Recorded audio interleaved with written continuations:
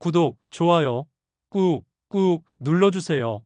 대한민국이 더 발전합니다. 도널드 트럼프 세계를 뒤집은 한 남자의 기적. 제1부 어머니가 남긴 마지막 유산. 당신 아들, 정신 좀 차리게 해주세요. 싸움질에 교실 기물 파손에 이러다가 감옥 가게 생겼습니다. 그날도 교장실이었습니다. 책상 너머에서 선생님들의 날 선 눈초리가 제게 꽂혔고 아버지는 한숨만 내쉬고 계셨습니다. 그러다 입을 여셨죠. 도널드는 이제 군사학교에 보낼 겁니다. 더는 가정에서 감당할 수가 없어요. 그게 13살이던 저에게 떨어진 형벌이었습니다. 아니, 그땐 그렇게 생각했죠. 제 이름은 도널드 존 트럼프입니다. 혹시도 기억하시겠지만 전 미국의 제45대 대통령이었습니다. 수많은 조롱과 환호 속에서 전 세계를 반으로 갈랐던 존재였죠. 그러나 오늘 제가 전하고 싶은 이야기는 백악관에서의 일이 아닙니다. 이건 제 어머니 메리앤 맥레오드 트럼프 여사에 대한 이야기이자 제 인생에 단 한 번 진심으로 눈물 흘렸던 날들의 고백입니다. 군복보다 더 무거운 것. 뉴욕 군사학교로 보내졌을 때 저는 그저 내가 미움받는 아들이구나라는 감정에 사로잡혀 있었습니다. 기숙사방 침대에서 처음 눈을 감던 날 저도 모르게 울고 말았죠. 이불 속에서 꼭 쥐고 있었던 건 어머니가 손수 싸주신 편지와 구운 쿠키였습니다. 도널드, 넌 강한 아이야. 하지만 진짜 강함은 남을 지키는 마음에서 오는 거란다. 엄마는 널 믿어. 그 한 문장 지금도 선명히 기억납니다. 학교에서의 생활은 지옥 같았지만 어머니의 편지는 항상 제 책상 속에 있었습니다. 그 작은 종이 조각이 제 유일한 희망이었죠. 나의 첫 번째 무대. 성인이 되어 저는 부동산 사업에 뛰어들었습니다. 아버지 프레드 트럼프는 뉴욕에서 성공한 개발업자였고 저는 그의 회사를 물려받게 되었죠. 모두가 말했습니다. 트럼프는 금수저야. 실패해도 아버지가 다 커버해 줄 걸. 하지만 그건 사실이 아니었습니다. 아버지는 저에게 회사 명의는 넘겨주되 자금은 한 푼도 주지 않겠다고 하셨습니다. 제 실력을 증명해야 한다고요. 저는 단돈 100만 달러짜리 대출 한 장과 맨해튼의 작은 호텔 리모델링 프로젝트 하나로 시작했습니다. 그때부터가 진짜였습니다. 매일같이 자재값을 흥정하고 청소부들과 어울려 페인트 칠을 하며 밤을 새웠죠. 제가 직접 손을 댄 첫 번째 호텔이 3개월 만에 재오픈되었을 때 그 앞에서 어머니와 찍은 사진이 아직도 집에 있습니다. 어머니는 이렇게 말씀하셨습니다. 이제야 진짜 아빠를 닮아가는구나. 자랑스럽다, 도널드. 그날 밤 저는 처음으로 술이 아닌 눈물에 취해 잠이 들었습니다. 7번의 몰락, 그리고 한 개의 진실. 하지만 인생은 그렇게 간단하지 않았습니다. 황금의 트럼프 타워, 대서양 시티 카지노, 트럼프 에어라인 사업은 번창했고 언론은 저를 뉴욕의 황태자라고 불렀습니다. 그러나 그 화려함의 이면에서 저는 7번의 파산과 수십억 달러의 부채를 맞닥뜨려야 했습니다. 한때 제 이름이 박힌 빌딩의 유리창 너머로 제가 서류 가방 하나 들고 은행 대출 상담을 하러 다니던 적도 있었죠. 기자들은 말했습니다. 트럼프는 끝났다. 제 가족들마저 등을 돌렸고 새 아이들과도 거리가 멀어졌습니다. 그런 나날 속에서 저는 어머니가 쓰러지셨다는 소식을 들었습니다. 병실에서 건네받은 테이프.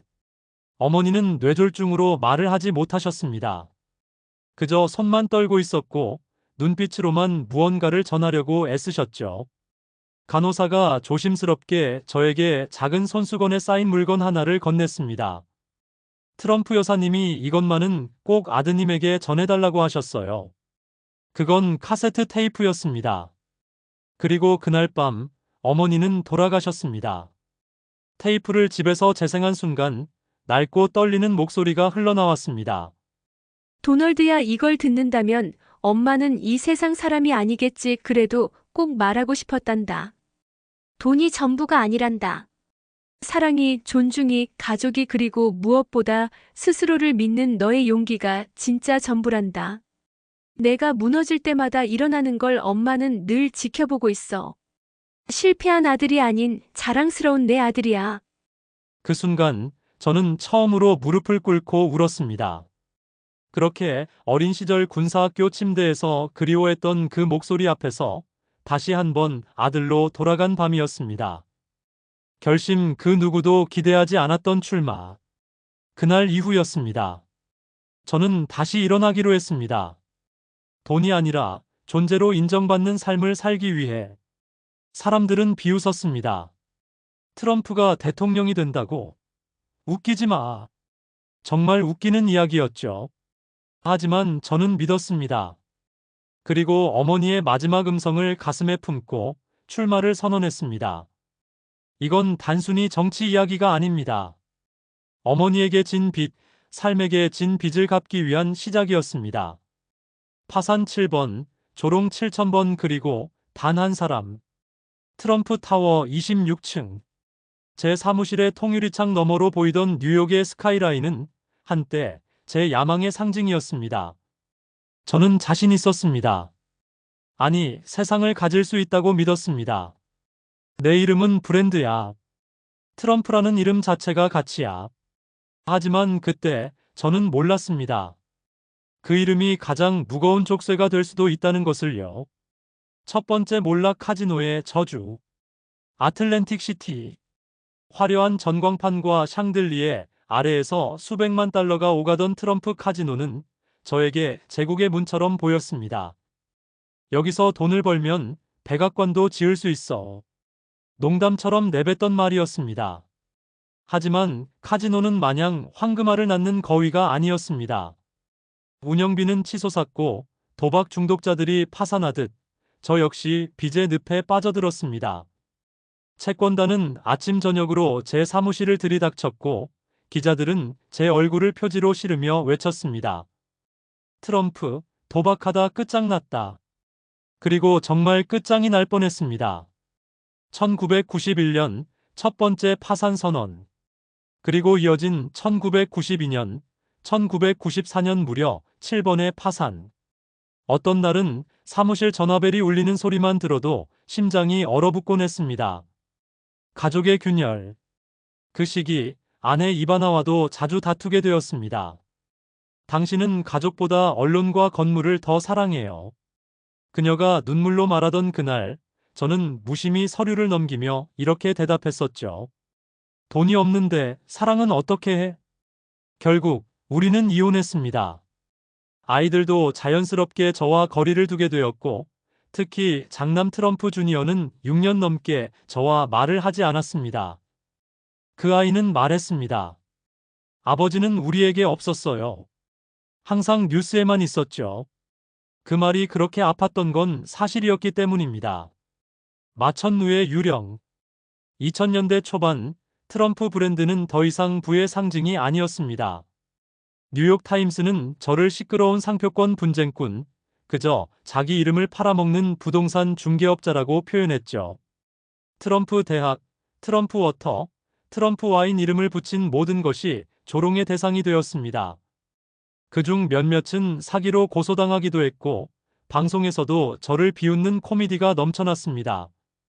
트럼프가 백악관에 간다고?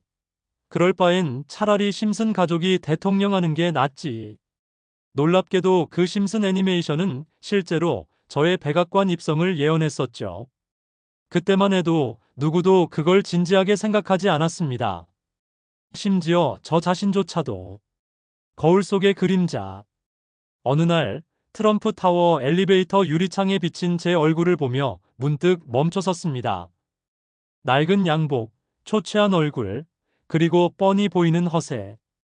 이게 나야? 이게 정말 엄마가 자랑스러워하던 아들이 맞나? 그때 어머니의 테이프가 다시 떠올랐습니다. 진짜 강함은 남을 지키는 마음에서 오는 거란다. 그리고 그 순간 제 머릿속에 한 가지 미친 생각이 스쳤습니다. 이제 내 이름으로 호텔이 아니라 나라를 바꿔볼까? 비웃음 속의 불씨. 저의 출마 선언은 세상 모두에게 충격이었고 동시에 조롱거리였습니다. 트럼프가 대통령 되면 난 캐나다로 이민 갈 거야. 이 양복쟁이 사기꾼이 이제 나라까지 말아먹겠군. 정치권은 저를 코미디 쇼맨으로만 취급했고 언론은 하루에도 12번씩 저를 깎아내렸습니다. 하지만 그 누구도 모른 채 지나쳤던 게 있었습니다. 바로 제가 그 모욕 하나하나를 다 기억하고 있었다는 사실입니다. 그리고 무엇보다 제 어머니가 저에게 말했던 그 마지막 메시지. 트럼프야, 내가 무너질 때마다 일어나는 걸 엄마는 늘 지켜보고 있어. 그 목소리가, 그 말이 제 등 뒤에서 밀어주고 있었습니다. 제 이부 모두가 반대한 도전, 오직 저만이 믿었습니다. 대통령 출마요? 트럼프 씨, 지금 농담하시는 거죠? 처음 캠페인 기획자에게 말을 꺼냈을 때 돌아온 대답은 냉소였습니다. 그리고 그 표정은 곧 전국 방송사의 표정이 되었습니다. CNN, MSNBC, 워싱턴 포스트 그 누구도 제가 진심일 거라 믿지 않았습니다. 아니, 믿고 싶지 않았겠죠. 그러나 저에게는 하나의 이유가 있었습니다. 그리고 그것은 누구도 알지 못한 제 안의 절실함과 회복의 의지였습니다. 출마 선언 언론은 조롱했고 저는 약속했습니다. 2015년 6월 16일 트럼프 타워의 황금빛 계단에서 천천히 내려오는 제 모습을 기억하시나요? 그날 저는 생애 처음으로 국민 앞에 정치인으로 섰습니다. 미국은 다시 위대해질 것입니다. 메이크 어메리카 그레이트 에그에이아이엔. 사람들은 박수를 쳤지만 그 박수에는 비웃음과 호기심이 섞여 있었습니다. 그날 저녁 거의 모든 뉴스 채널은 출마 선언을 다루면서도 동시에 다음과 같은 코멘트를 덧붙였죠. 트럼프는 그냥 자기 호텔 홍보하려는 거예요.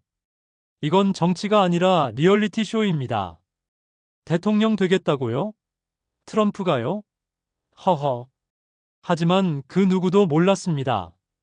저는 정치적 성공이 아니라 인생의 복권을 위해 이 길을 선택했다는 것을요. 수없이 무너진 자신감 그러나 돌아온 신념. 선거 초반 저는 전통적인 정치 경험도 정당의 전폭적인 지원도 없었습니다. 그저 큰 입 하나와 트럼프라는 이름뿐이었죠. 하지만 저는 알았습니다. 이 나라의 수많은 사람들이 저와 마찬가지로 시스템에서 밀려나고 목소리를 잃은 사람들이라는 것을요. 공장 문이 닫히고 아버지가 해고되고 의료비 때문에 파산하는 사람들. 그 사람들을 마주하며 제 마음은 더 단단해졌습니다. 저는 정치인이 아닙니다. 저는 여러분과 같은 시민입니다. 차라리 제가 대통령을 하겠습니다. 이 말은 대중에게 충격적인 진정성으로 다가갔습니다. 그리고 저는 그 진정성을 무기로 삼기 시작했습니다. 방송국을 등지고 사람을 바라보다. 언론은 계속해서 저를 공격했습니다. 트럼프는 인종차별주의자다. 트럼프는 성희롱 논란이 있다. 트럼프는 핵 버튼을 장난감처럼 생각한다. 그러나 놀랍게도 그럴수록 지지율은 오히려 올랐습니다. 왜일까요? 저는 언론이 아닌 사람들을 바라봤기 때문입니다. 공항에서, 철공소에서, 주유소에서, 백화점 주차장에서 저는 가장 평범한 시민들의 눈을 바라보며 손을 잡았습니다. 그들이 말했습니다. 당신이 우리에게 희망이에요. 워싱턴 놈들은 우릴 몰라요. 당신은 다르잖아요. 그 말이 저에게는 어머니의 음성처럼 들렸습니다. 넌 강한 아이야.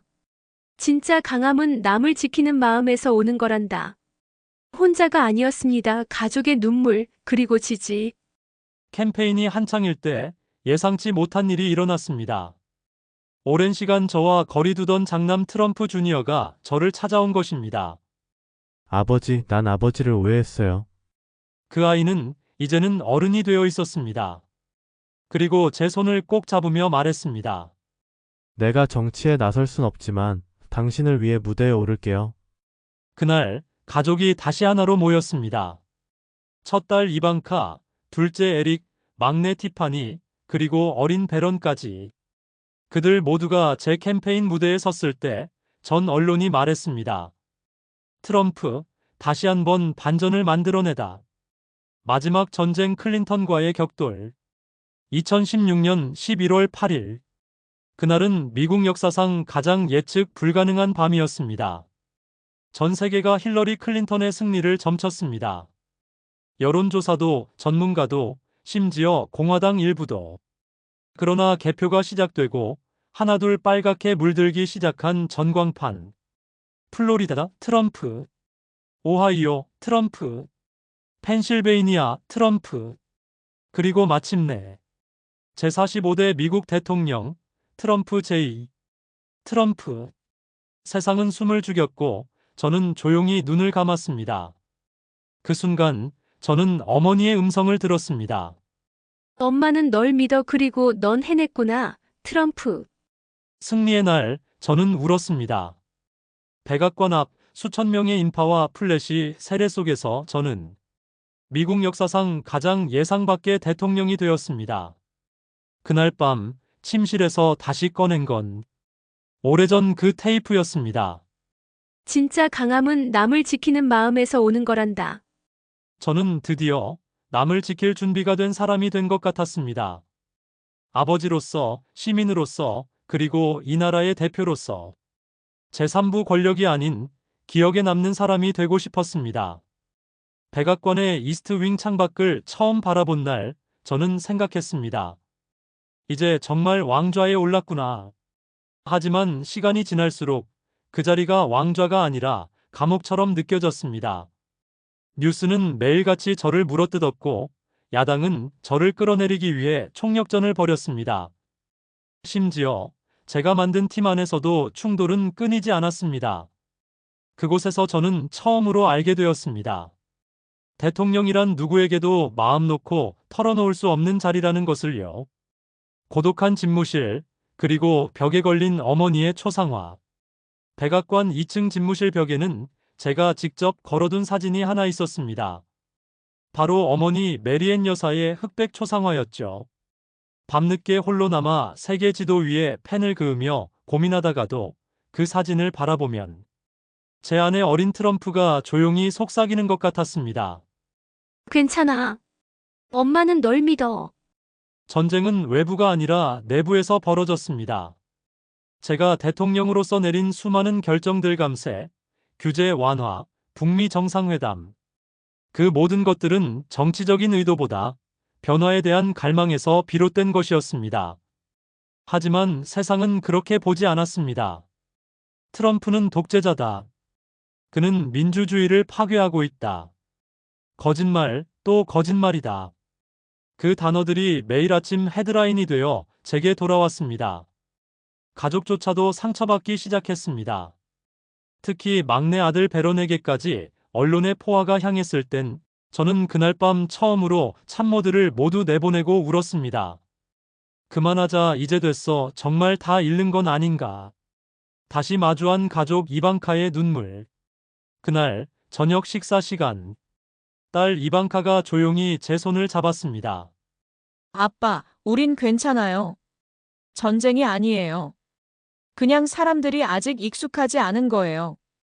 그 말에 저는 되물었습니다. 근데 왜 이렇게 아프냐, 대통령이라는 게 이렇게 외로운 줄은 몰랐어. 이방카는 저를 끌어안으며 말했습니다. 아빠는 항상 외로움 속에서도 사람을 사랑하려고 했잖아요. 그거면 충분해요. 그 순간 저는 깨달았습니다. 정치는 전투지만 국정은 사랑이어야 한다는 것. 북한과의 악수 역사적 순간, 인간적인 진심. 2018년 6월, 싱가포르. 저는 북한의 김정은 위원장과 전 세계가 상상하지 못했던 악수를 나눴습니다. 모두가 말렸고, 심지어 미국 내부에서도 저를 정신 나간 딜러라고 조롱했지만, 저는 믿었습니다. 누군가는 먼저 손을 내밀어야 한다. 그리고 그 손은 전쟁을 막았고, 소녀 시절 북에서 가족을 잃은 한 여성 참모가 말했습니다. 대통령님 덕분에 저희 가족이 아직 희망을 이야기할 수 있게 됐어요. 그녀의 말은 제가 평생 받은 어떤 훈장보다 값졌습니다. 탄핵, 바이러스, 그리고 고요한 백악관의 밤. 재임 말기, 저는 탄핵 위기를 2차례 넘겨야 했습니다. 그리고 이어진 코로나19 팬데믹은 저에게 무능하다는 낙인을 안겨주었습니다. 언론은 다시 말했습니다. 트럼프는 국민을 죽이고 있다. 마스크조차 제대로 쓰지 않는 대통령. 그리고 결국 2020년 저는 재선에 실패했습니다. 백악관에서 짐을 싸는 날 아무도 없는 집무실에 앉아 어머니의 테이프를 다시 꺼냈습니다. 트럼프야, 넌 강한 아이야. 그 음성이 그날만큼은 너무도 멀게 느껴졌습니다. 그날 밤 저는 모든 빛을 끄고 창밖을 바라봤습니다. 하얀 눈이 내리고 있었고 백악관의 전경은 기이할 정도로 고요했습니다. 그리고 그때 처음으로 스스로에게 질문했습니다. 트럼프, 너는 결국 무엇을 남겼나? 기억에 남고 싶은 사람. 백악관을 떠나며 저는 참모에게 한 가지 부탁을 남겼습니다. 내 초상화는 가장 작은 방에 걸어주세요. 그리고 그 밑에는 이렇게 써주세요. 트럼프는 논란을 남겼지만 포기하지 않았던 사람이다. 어머니에게 드리는 마지막 보고. 고향 뉴욕, 어머니의 묘지 앞에 선 저는 작은 음성으로 혼잣말을 했습니다. 엄마, 저 결국 대통령까지 했어요. 하지만 그게 중요한 게 아니란 걸 이제 알았어요. 엄마가 남긴 그 한마디, 그게 절 진짜 사람으로 만들었어요. 엄마 사랑합니다. 제4부 기적은 자격 있는 자에게 오지 않았습니다. 믿은 자에게 왔습니다. 백악관을 떠난 뒤 처음으로 아침 6시에 알람 없이 잠에서 깼습니다. 창밖으로는 플로리다 해안의 햇살이 따뜻하게 내리쬐고 있었지만 제 마음은 여전히 회색빛이었습니다. 그토록 원했던 권력, 그토록 지키고 싶던 자리. 그 모든 것을 내려놓고 난 지금 저는 마치 한 장의 종이처럼 가벼워진 기분이었습니다. 하지만 동시에 텅 비어 있었습니다. 세상은 저를 기억하고 싶어 하지 않았습니다. 재임 중 저를 따랐던 정치인들은 하나둘씩 거리를 두기 시작했고 대중의 관심도 조롱도 점차 줄어들고 있었습니다. 트럼프? 이제 끝났지. 그는 역사 속 하나의 해프닝일 뿐이야. 그 말이 아프지 않았다고 하면 거짓말일 겁니다. 누구보다 강한 척하던 저였지만 사실 그 말들은 제 존재 자체를 부정하는 것처럼 느껴졌습니다. 그리고 뜻밖의 편지 한 통. 플로리다 자택으로 도착한 편지 한 통. 보낸 이는 한 아이였습니다. 트럼프 대통령님, 저는 미시간에 사는 제이콥입니다. 우리 아빠는 코로나로 돌아가셨지만 대통령님이 백신을 만들겠다고 했을 때 아빠가 말했어요. 저 사람은 우리를 진심으로 생각하는 것 같구나. 아빠는 지금 하늘에 있지만 저는 대통령님을 응원합니다. 저는 한참 동안 그 편지를 쥐고 꼼짝도 하지 못했습니다. 그리고 마음속으로 중얼거렸습니다. 한 명이라도 나를 그렇게 기억해 준다면 충분합니다. 이방카의 눈빛, 그리고 다시 하나 된 가족. 그날 저녁 집으로 놀러 온 딸 이방카가 저에게 말했습니다. 아빠, 이제야 우리랑 좀 같이 있어주는 것 같아요. 아이들과 함께한 저녁 식사, 손수 준비한 파스타, 그리고 손자 손녀들의 웃음. 저는 알게 되었습니다. 제가 지키고 싶었던 건 국가가 아니라 결국엔 이들이었습니다. 과거의 적에게서 온 초대. 놀랍게도 몇 달 뒤 버락 오바마 전 대통령으로부터 연락이 왔습니다. 유엔 평화 포럼에서 국가 리더십과 인권에 대한 기조연설을 함께 하자는 초대였습니다. 전 대통령 트럼프, 사람들은 당신을 어떻게 기억할지는 몰라도 당신이 남긴 변화는 분명합니다. 같이 이야기해 봅시다. 처음엔 의심했지만 결국 그 자리에 참석했습니다. 수천 명 앞에서 저는 이렇게 말했습니다. 저는 자격이 없었습니다. 그러나 믿었습니다. 믿지 않으면 바뀌지 않는다는 걸 알았기 때문입니다. 그래서 싸웠고, 때로는 다퉜고, 많은 걸 잃기도 했습니다. 하지만 한 가지는 분명히 얻었습니다. 저를 믿어준 국민과 저를 끝까지 기억해준 가족입니다. 청중석에서 한 소년이 조용히 박수를 치기 시작했습니다. 곧이어 그 박수는 포럼 전체를 울렸습니다. 다시 찾은 테이프, 그리고 마지막 기록. 어느 날 밤 서재에서 오래된 서랍을 정리하다가 잊고 있던 어머니의 테이프를 다시 발견했습니다. 재생 버튼을 누르자 익숙한 그 목소리가 흘러나왔습니다. 트럼프야, 세상은 너를 몰라줘도 괜찮단다. 중요한 건 내가 스스로를 믿는지야. 저는 그 말을 다시 노트에 적었습니다. 그리고 그 노트를 마지막 책 강한 아들이 되기까지의 서문으로 남겼습니다. 트럼프라는 이름이 의미하는 것. 그 후로도 전 세계 여러 나라에서 강연 요청이 이어졌습니다. 정치인이 아닌 사람 트럼프로서 실패와 용기에 대해 이야기하는 자리였죠. 아프리카의 한 청년이 제게 다가와 이렇게 말했습니다. 선생님의 이야기를 듣고 저도 출마를 결심했습니다. 사람을 위하는 리더가 되고 싶어요. 비록 제가 트럼프는 아니지만요. 저는 웃으며 말했습니다. 네가 나보다 낫단다. 난 이제야 그걸 배웠거든.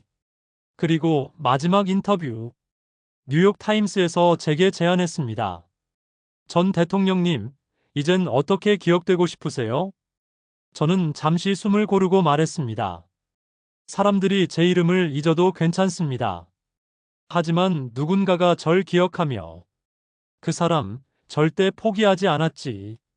그렇게 말해준다면 전 그것으로 족합니다. 기적은 자격 있는 자에게 오지 않았습니다. 이제 저는 과거보다 느리게 걷고 말도 천천히 합니다. 하지만 그 덕분에 더 많은 것을 보고 듣게 되었습니다. 기적은 자격 있는 자에게 오지 않았습니다. 믿은 자에게 왔습니다.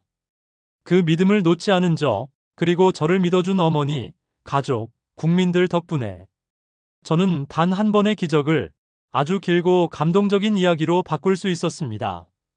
그리고 지금 이 이야기를 제보합니다. 저 트럼프의 인생은 파산도 백악관도 대통령도 아닌 믿음과 기억의 이야기였습니다.